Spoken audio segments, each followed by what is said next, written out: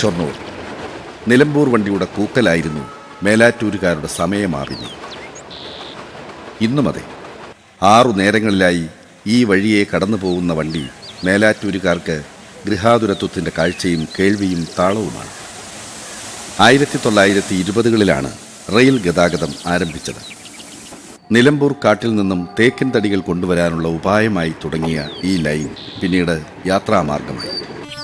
തീവണ്ടിയേക്കാൾ മേലാറ്റൂരുകാർ ആശ്രയിക്കുന്നത് ബസ്സുകളെയാണ്. പെരിന്തൽമണ്ണയാണ് അവരുടെ അയൽ നഗരം.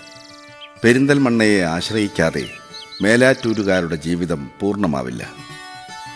പെരിന്തൽമണ്ണയിൽ ബസ് സർവീസ് തുടങ്ങിയ 30കളിൽ തന്നെ മേലാറ്റൂരിലും ബസ്സോട്ടം ആരംഭിച്ചിരുന്നു.